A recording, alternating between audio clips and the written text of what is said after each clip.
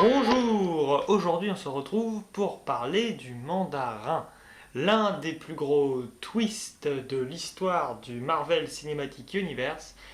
Pourquoi? Eh bien le mandarin a été sacrifié ainsi par le Marvel Cinematic Universe. On y revient et déjà je vous explique ce que j'en pense. Selon moi, ce twist est parfait, puisque voilà, on en arrive à un moment dans le film où on découvre que le mandarin n'est pas du tout comme dans la bande dessinée, ce n'est qu'un acteur, ce n'est pas un super méchant, un terroriste comme on peut le croire depuis le début du film, et donc c'est assez prenant, mais voilà, vient le problème qu'une fois la blague encaissée, passée, derrière le méchant qui s'appelle Killian est assez caricatural. Il y a quand même des moments d'errance scénaristique. Le gars crache du feu, bon, ça sort un peu de nulle part, on ne comprend pas certaines choses avec ce personnage.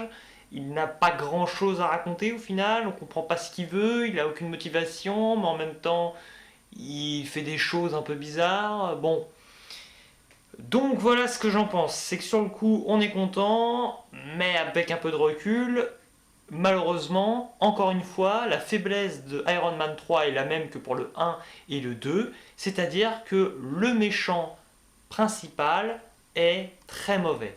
C'est le cas dans le 1 avec Iron Monger, c'est le cas dans le 2 avec Justin Hammer et Whiplash, et c'est le cas également dans le 3 avec Killian.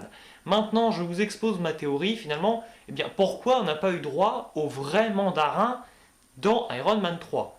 Et là, voilà, je vous explique ma petite interprétation, c'est que ce film Iron Man 3 est sorti en 2013, soit un an après Avengers 1, où on comprend que le grand méchant, le grand esprit qui se cache derrière tous les problèmes des super-héros, est en fait Thanos. Et il faudra attendre 5 ans avant Avengers 3 Infinity War et Avengers 4 Endgame où Thanos sera le grand méchant du film avec, comme vous le savez, des gemmes de l'esprit qui sont toutes incrustées dans son gant.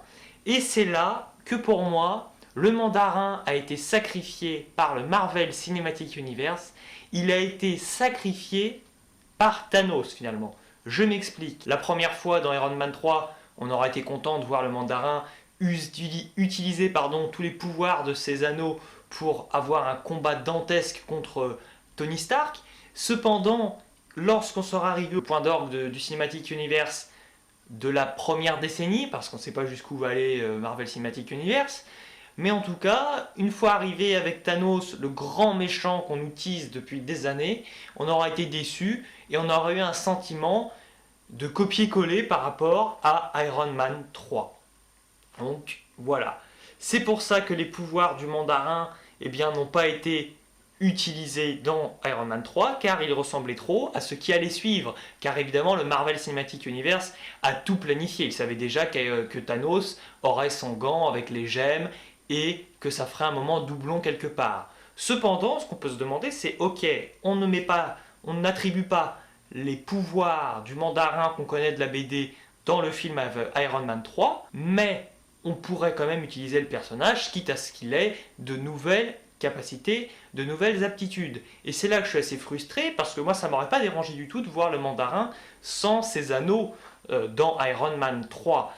D'ailleurs, je me demande un peu ce qu'on pourrait faire avec un type avec 10 anneaux dans un film. Pour moi, ça collerait pas trop.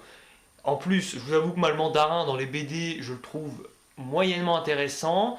Je trouve qu'il est assez terne comme personnage, il est un peu lisse. Mais là où je l'ai bien aimé, c'est dans la série animée Iron Man Armored Adventures, un truc comme ça. Bon, voilà, l'anglais, c'est pas mon fort. Mais si vous ne la connaissez pas, cette série, elle est vraiment très bien. Et c'est dans celle-là que tous les personnages, on va dire, sont rajeunis, ceux qu'on connaît. Tony Stark, Pepper, Rhodey, et même donc le mandarin. Ils sont tous jeunes, et je crois qu'ils sont même pas adultes, dans mes souvenirs, dans cette série.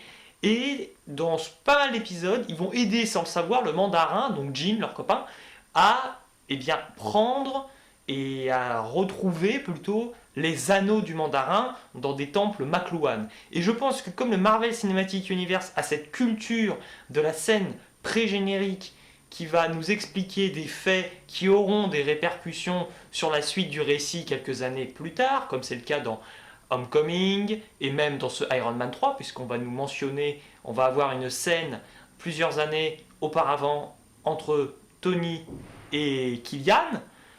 Mais moi j'aurais préféré presque que le film Iron Man 3 prenne comme base le concept que je viens de vous évoquer avec la série animée, c'est-à-dire on a pendant 5 minutes, on nous montre Tony Stark qui est en train de récupérer des anneaux, ou un anneau, ça suffit, on ne montre qu'une épreuve, parce qu'une épreuve pour un anneau, donc on va pas nous montrer 10 fois la même chose, mais tu fais pendant on va dire tu passes 5 minutes, où tu montres Iron Man avec le mandarin, qui sont alliés pour rattraper un anneau. Ça aurait pu être intéressant, évidemment ça aurait conduit à changer complètement l'histoire d'Iron Man 3 par la suite. Quoique tu peux dire que le mandarin c'est Killian et compagnie, enfin je veux dire t'as quand même des trucs à faire. Parce que moi ça me dérange pas que Killian soit le mandarin comme il le dit dans le film. Mais il le dit, mais nous on sait bien que c'est pas le mandarin malgré tout, il faut pas se moquer de nous. Donc voilà, je ne sais pas ce que vous pensez de ce twist avec le mandarin. Et j'ai entendu dire que le Marvel Cinematic Universe avait pris en compte toutes les plaintes et critiques des fans, et pas que des fans d'ailleurs, qui disaient non, c'est n'importe quoi, on veut vraiment le mandarin. Eh bien, le Marvel Cinematic Universe nous proposera le vrai mandarin apparemment dans un prochain film. Alors, sans Iron Man, j'ai du mal à y croire, mais après tout, pourquoi pas. Donc, dites-moi en commentaire ce que vous pensez d'une nouvelle introduction, on va dire, du mandarin, ou la première introduction, si vous considérez qu'il n'a jamais été introduit jusqu'à maintenant. Voilà, j'espère que cette vidéo vous a plu. Ciao et à la prochaine. Oh oh, c'est grâce à moi que le mandarin n'existe toujours pas vraiment dans le Marvel Cinematic Universe. Oh oh, je suis méchant. Son plan tombe à l'eau. Oh, oh, oh, oh. Ah ouais, son plan tombe à l'eau. Ah, j'ai un appel. Oui, allô? Mandarin? Mais non, arrêtez, c'est une blague. Mais oui, je sais bien qu'il n'existe pas le mandarin. Mais non, vous n'êtes pas le mandarin, vous dites des bêtises, vous faites ça pour m'impressionner.